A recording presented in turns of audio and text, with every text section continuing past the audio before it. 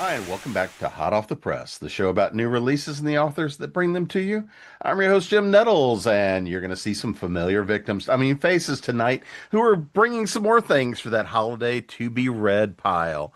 So let's go around and see what's coming up this evening. So, Layla, you're up first.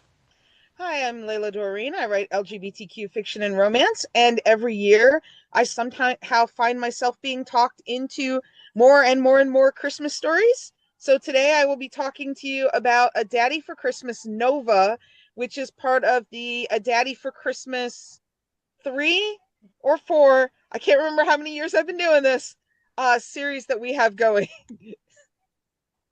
Jenny? Hi, I'm Gini Koch. I write the Alien Catherine Kitty Cat series, formerly for Dog Books and now for Ginger Glue Publishing. And I also write under a variety of other pen names in all lengths and genres. And tonight I'm going to be talking about the Alien series because the Alien collection just released today. Dennis? Hi, I'm Dennis M. Myers. I write science fiction in the far future.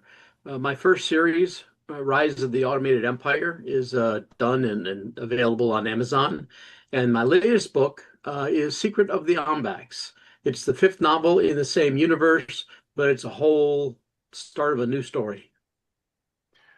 So, Layla, let's start with what's the big world building in this particular book?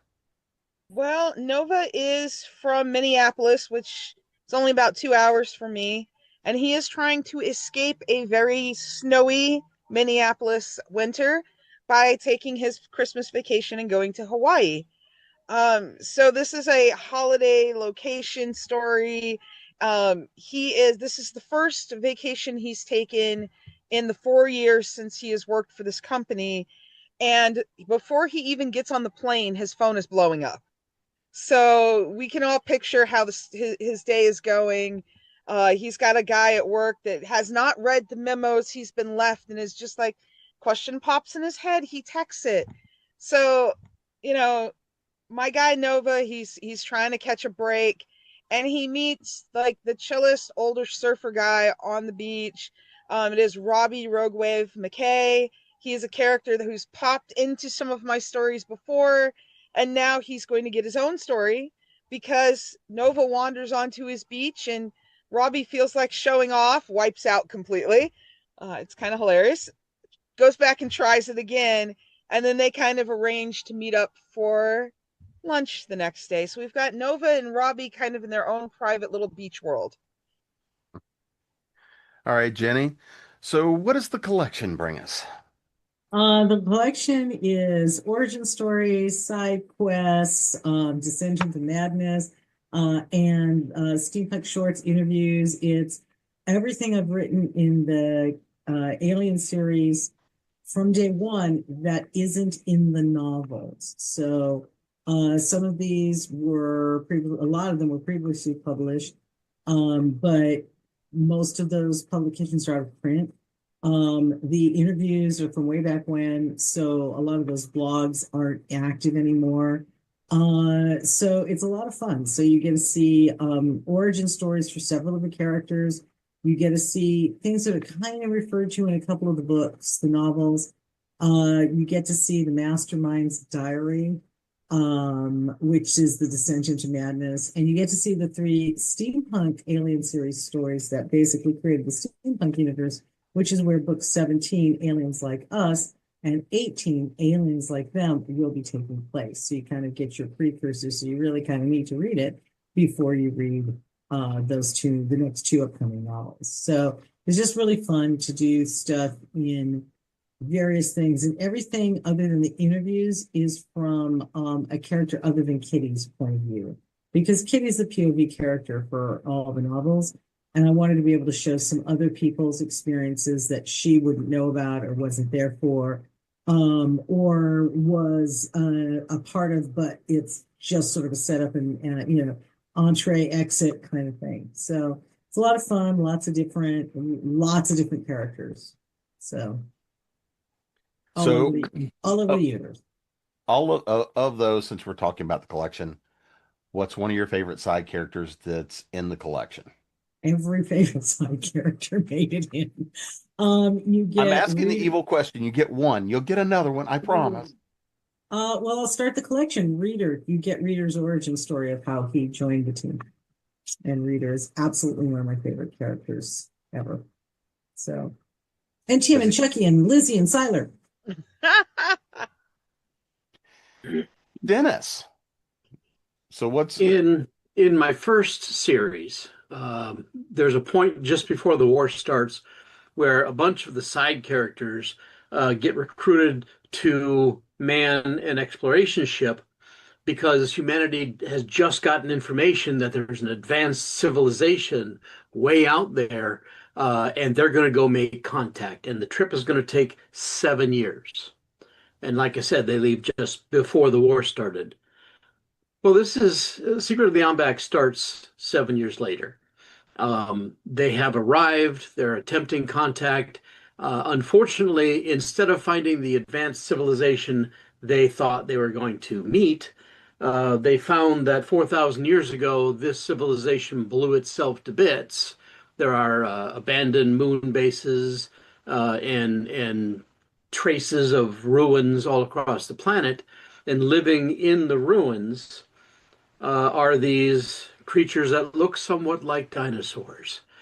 Um, the um, the story starts with the Pang Yu, the hero ship from the first series, arriving with a new engine. It only took them a year to get there, and they come with news of the war, which not everybody's happy about, especially the way it ended. And they come with some new people to join them. And it's a first contact story from the point of view of the humans that goes very badly. And there's a lot of struggle and failure and strife there. From the point of view of the Ombacs, they know who they are. They have legends, 4,000-year-old legends of the Sunfire War, which was the war that destroyed their progenitors. And so when a young Ombax looks at the sky and notices that there's a light in the sky that is not acting like a star, he wonders if it might be a ship, if the aliens that they met 4,000 years ago are back, which is one of the mysteries in the book. so Jenny? Sounds so cool. I'm gonna start with you on this one because again, anytime you get that opportunity to go play with side characters and telling those little stories and the things that let you get to know where side characters get to be the main character of a story, right? You get to dive deep into them and you get other perspectives on the universe and the world. They're always a lot of fun to do. Of all the stories that are in here, is there one in particular that you really love that, for one of the characters whose story we can learn a little bit more about? Alien Time Warp, which features Chucky. This takes place during the events of Alien Separation, which is book 11. Chucky is having horrible things done to him when this takes place on an alien planet. And so you see his anguish. He's like the smartest guy in any room. So and he and Reader are my two all-time favorite supporting characters in the series. So Chucky goes through a lot, and you see what you only know what's going on because Kitty is figuring it out and the other characters are figuring it out. But in this story, you see what Chucky's going through, and you also see how time is being affected. And you get through this, you get a little glimpse of how some of the powers that be out there that are part of the series can make things happen because Chucky's the first line is time is mutable. And you see all these things going through, and Chucky has to come to a realization that what he wants, what he longs for, if it happened now, the whole universe is destroyed. And he just can't do that. And so everything gets fixed. But he has to fix it because he is as you discover through the story, he's the person that's messed it up somehow, and now he has to fix it. So I really like it. It's a very, for me, it was a very fun, interesting way to do time travel. As well as, if you go back and squish that butterfly, what happens kind of thing, and also show you how Chucky's coping through a lot of stuff that's been heaped on him as a character. And plus, I think it's really interesting, and it's sort of like if you read book 11, Alien Separation, you're like, something weird was happening, but Chucky said at the end, "Hey, it's okay, we're cool." And because he's the smartest guy in the room, everyone's like, "Oh, okay, if Chucky says it's okay, then it's presumably okay." But what he's saying that at the end of all this time that he's been through. So it was both fun to write and interesting to do. I like all of these. If I didn't like them, they wouldn't be in the book. So like I could wax rhapsodic on any one of the stories and why I loved them. So, but I'll go with that one for this round. Unless I could throw out another one, I'll throw out another. Go ahead. Okay. So Benjamin Siler is the pushiest character I've ever written. That's why I named my rescue cat after him, because that was the pushiest cat in Rescue. And Siler happens to be an assassin, among other things. He's a hybrid alien human. And the first, as you discover when you meet him in the series. But this actually is Mr. Dash Saves the World is actually set before Kitty or anyone else meet this character. And it's also Lizzie's origin story. And Lizzie is a great character. I love her to death. She is like a mini version of Kitty. Only when you meet her in the story, she's 11. And terrible things are happening, and somehow Mr. Dash saves her. And she names him Mr. Dash, and she calls herself Quick Girl because she's big into comics and everything else. And it's just a really cool origin story. But Siler was not supposed to be the star of that. I was actually going to make Christopher, who has been one of the main supporting characters since book one. He's the fastest man alive. Okay, he's basically the Flash. And it was supposed to be him. And Siler just shoved his way through and said, you don't want to write it about him. You want to write about me. I'm like, yeah, but it's supposed to be fast. It's like a human kid. NEAC is the fastest person in the world. I'm like, okay, fine. But it really worked out. And like I said, Siler's the pushiest character I've ever written. I've written some pushy characters, but he shoves himself in to as much as he can shove himself into. And he slammed into this story. And he really, with him in it, it made it a lot better. So it's an origin story for him and for Lizzie as well. So those are two fan favorites. So Dennis, I know we've talked about some of these characters a couple of times, but one of the questions I know we've gotten before is, how did you decide on using, well, sentient velociraptors that might have a little bit of attitude to be the Ombax? Well, in my thinking about the universe that I'm building, one of the things that I looked at is how we came about on the Earth. And sentient monkeys came about because an asteroid and a bunch of stuff came to kill all the dinosaurs. And I've always loved things like East of Eden and West of Eden, those books where that didn't happen and the dinosaurs evolved. And I wanted to play with that because what would have happened on another world where that didn't happen and similar life forms developed? And you had dinosaur-like creatures who became sentient. Um, yeah, and that's basically where I went with it. And I like the idea. And then I got the phrase in my head, steampunk dinosaurs. And I had to work that into the story somehow. And I did once. Somebody says, "Ooh, steampunk dinosaurs." No, we are not going to call them that. So Layla, how did you decide to continue the holiday saga with these particular characters? And you're on mute. And you're You're on still mute. on mute. There we go. I wanted a contemporary that was going to line up with my paranormals. So this year I did two paranormals, and one was in a very snowy place, and the other one is on the island of Guam. So I paralleled my contemporaries, and my a little Christmas song, which will be out later in the month, is set in actually Baltimore. So it's a little crisp, it's a little cool, etc.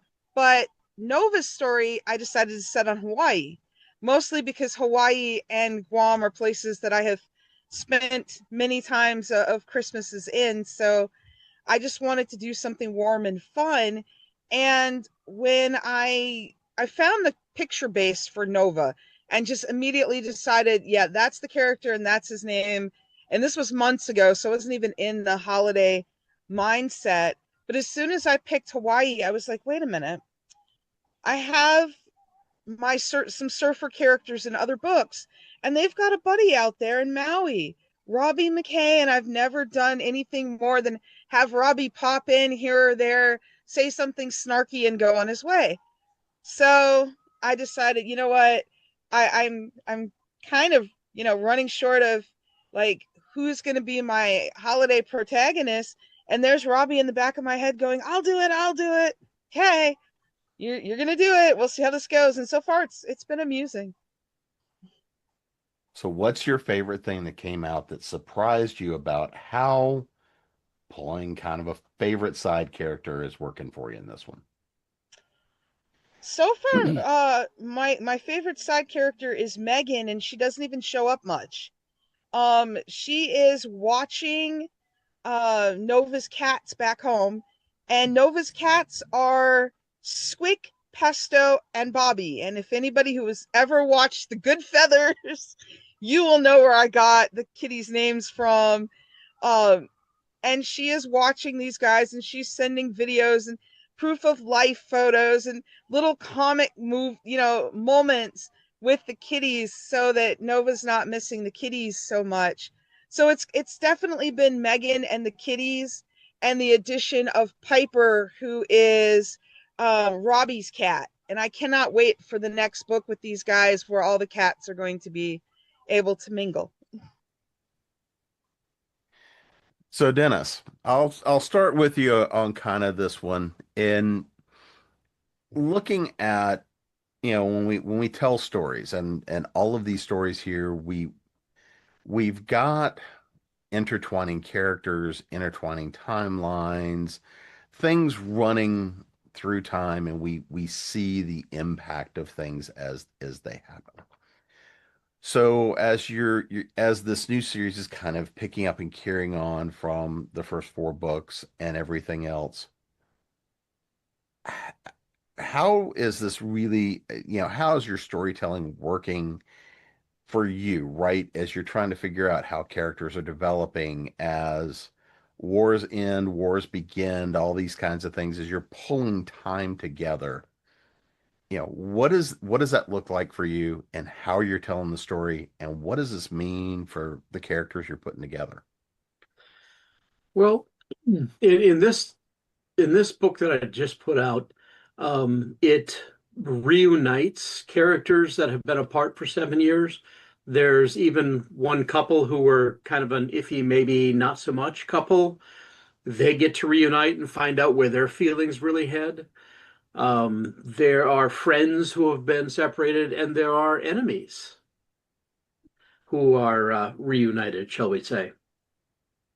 So it's fun to play with this whole thing and bring it together. Um, Going forward, the next story is very much different. It's very disconnected because the Pang Yu is going somewhere for the next story, a colony who hasn't been heard from in over 100 years. Something happened, and nobody knows what happened to them. So the Pang Yu is going to take a slight detour on the way home and go check it out. It is a biological horror and a murder mystery wrapped into one, and it doesn't connect to the bigger events so much. But then the next chapter is going to probably be something very different because they're going to go home and things have changed. The the entity they left, the triumvirate, has had a turnover of leadership, and you get to see more of the building blocks of what is becoming the automated empire being put together. From there, they're going to do another adventure, Fate of the Aiden, to track down the other explorer ship that was launched at the same time they were, because they haven't reported back. So they're going to go see what happened to them. And that's going to be a mind-twisting virtual reality uh, epic. So it's kind of fun. It's just fun. In the meantime, I'm also writing another series, um, starting with Murdering Mariko, which takes place back in the solar system 5 years after the events of the first series, with one of the side characters just getting out of prison, and it follows her adventures with the backdrop of the politics and the shifts going on. So I'm writing her story too. That's going to be a 3 book series, and I hope to pick up writing on that one after I get done with the second book in this series. So how about for you, Layla? Because I mean, again, a lot of the time you bring characters and stories, and we see, this couple has their story, and they come back through time, and other times, like for this one, somebody all of a sudden gets their turn to be the main character. How does that feel for you? How does that look for you? And as as characters come and say, it's my turn, how often are you thinking about that when you introduce some new side character that, yeah, they're coming up down the road? I keep a list actually. And I started doing that a couple years back when I wrote AJ's book. Because AJ's book was the first time that before I finished writing his book, I was like, wait a minute, I already know what Shani's book needs to be. And then I started getting into ideas and jotting them down. And I was like, wait, no, Angel will have a book and it will be this, and Billy will have a book. And Billy's book is now the only one I have left to write. It's a Halloween up and coming one. So whenever I create a character and put them on the page, I'm always thinking about, you know, there's this character and here's my notebook with his list of traits, and somewhere along the line something will pop into my head of like, oh, you know, like I the image I get for this character is he's a surfer. Wait a minute, I have a surfer, let me go find the notebook. Robbie would so fit for this. So I do keep meticulous notes on side characters and notes on like random ideas that come along, and then something will just pop in there and it'll just be, oh, wait a minute, don't I have this guy that, oh yeah, from this book over here. And they will just pop up into different books. Like I had a character and he was trying to fix, he's a mechanic, but he was trying to fix the merry-go-round. So it was slightly different, scope of what he was working on. But he had appeared in another book working with a carny friend of his, and that guy was proficient at fixing the merry-go-round. So they're video chatting and doing this whole thing in the book.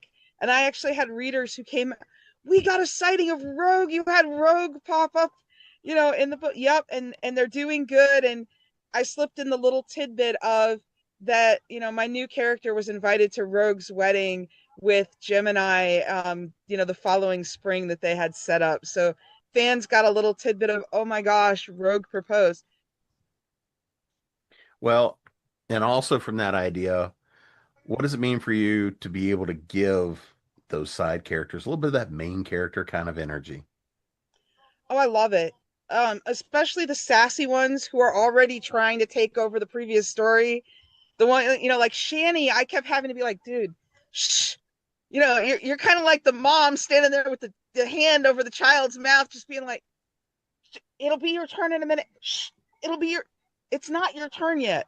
So Shani, I actually turned around and wrote like 2 months later because he just would not let me even sleep.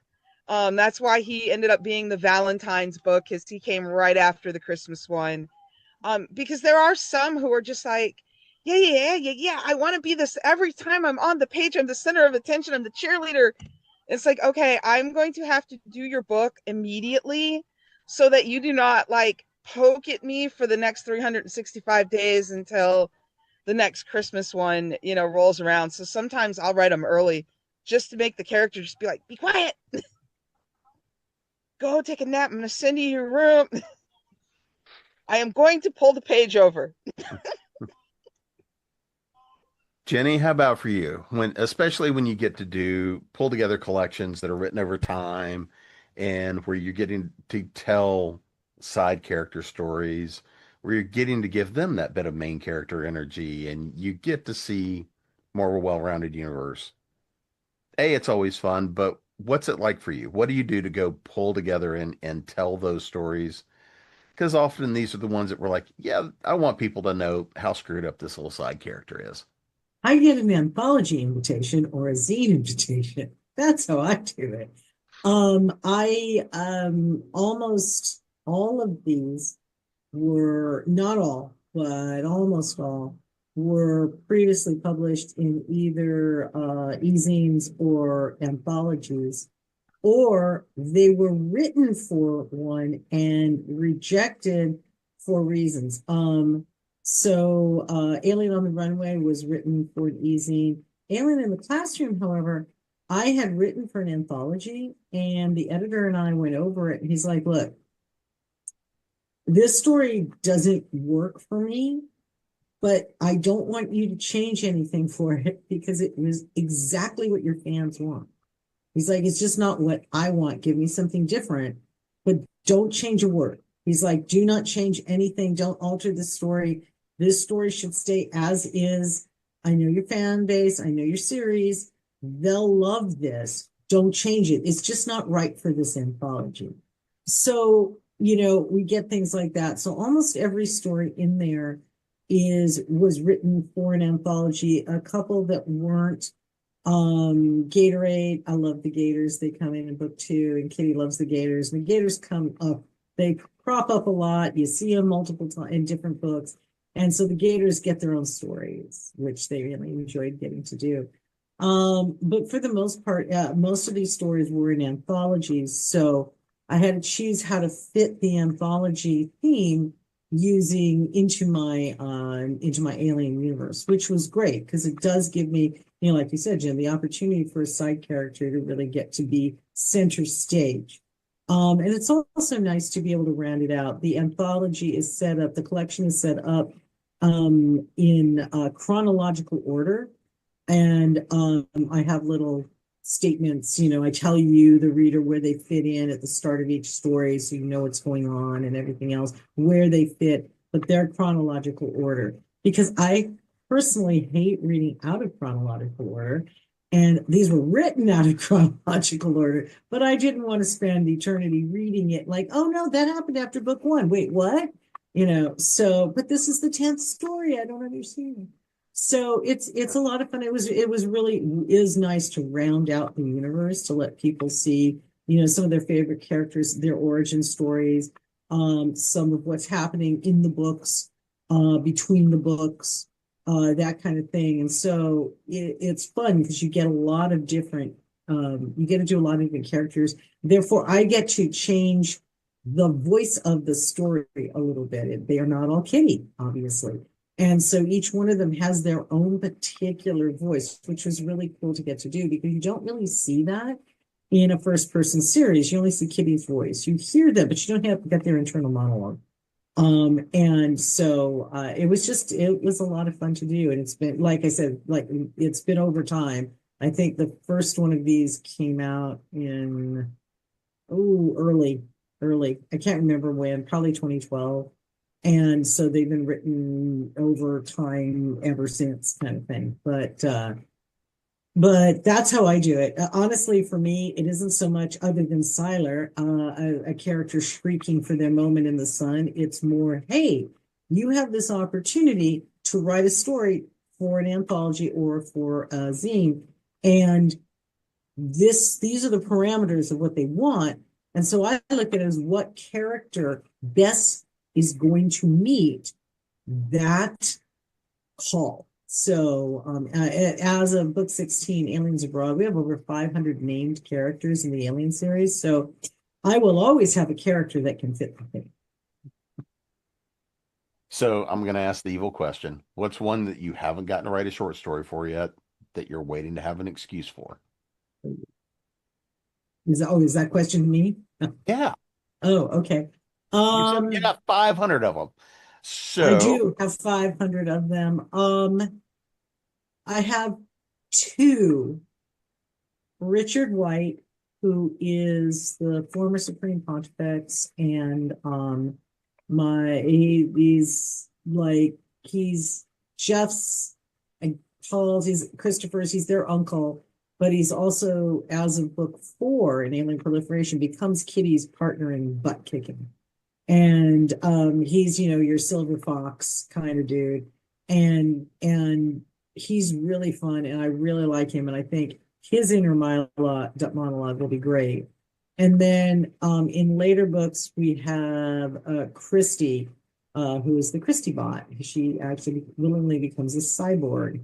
And basically, she's really cool. She's an actress, and she wants to stay young and beautiful forever, but she actually ends up becoming, she sort of blackmails Kitty for the opportunity to star in the Code Name First Lady movies that are being made against Kitty's will. But she ends up becoming really a serious, important part of the team. And I'd like to do one from her perspective on the set of, one of the Code Name First Lady movies. But I have not yet had an anthology call that would call for either one of those two. And I do have a lot of other things that are actually due. So those will depend on the next anthologies up and coming kind of thing. I'm just feeling those two characters. You've got a Valentine story right there. Oh, no, they are not romantically linked. No, not yet. No. Each one of them has a romantic partner now. Each one of them didn't before, but no, those two are not romantically linked and never will be. But no. But it would be fun to do stories from both of their perspectives. all right, Dennis, out of your series, what side character do you want to tell their story? Oh my gosh, my series are they are multiple points of view, so I have a lot of side characters already that I'm telling their stories.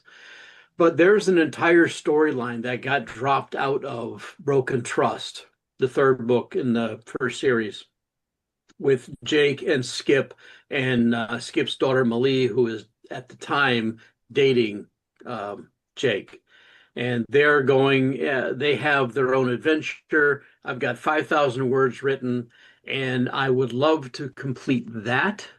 And I think it's good for a novella length work. And now that I'm self-publishing, it's something that I will probably take on. I might have to get permission from my publisher to do that one with those characters, just because it's actually part of that series. But that is definitely one that I'd like to do. And just as a side note, that's the reason why Jake was gone in book 3, which is when Ted, who's the Marine, gets on the Pangu and doesn't meet Jake.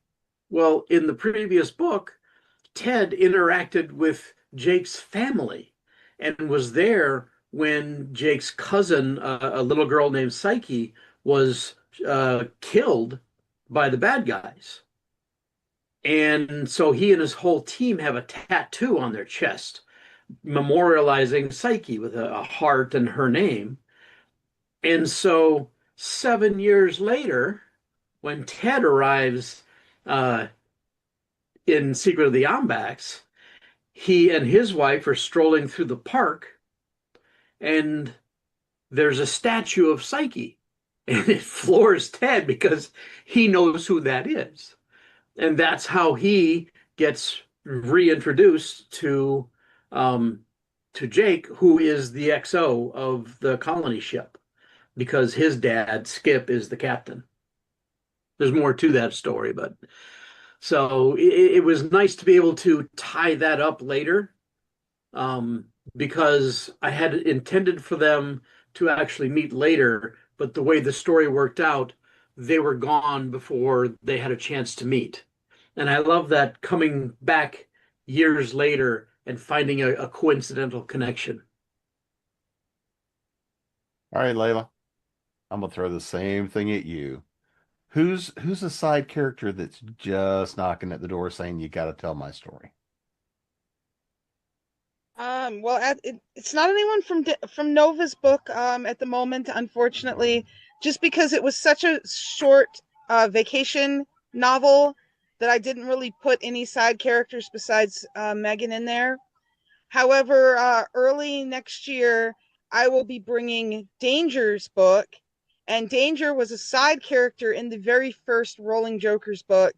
Um, he played a much bigger part in books 2 and 3, which were Saint Sinner and Claiming Cody, and you got to see a lot more of him in Baiting Kong, which I talked about in earlier continual panels and hot off the presses, because Kong came out this year and now Danger will be getting his own story. I'm thinking somewhere around July of 2026 because it seems the Rolling Joker's doing those on my birthday time, right around my birthday, just work. So you will be getting Danger's book next year. I've already started writing out different scenes, and that will be a giant poly, at least 4, if not 5 fest. Well, since it's that holiday time and it's time to stack up those to be read piles, let's make sure everybody knows where to find these at. And of course, find you guys, website, social media, all that good stuff as well. So, Layla, You can find me at Layla Dorine author at Wix.com. Primarily on Facebook. I occasionally pop up on Instagram. I'll be doing better with that once these Christmas holiday books are over. Let's see. Leo and Lace comes out tomorrow, so you've heard me talk about snow leopards.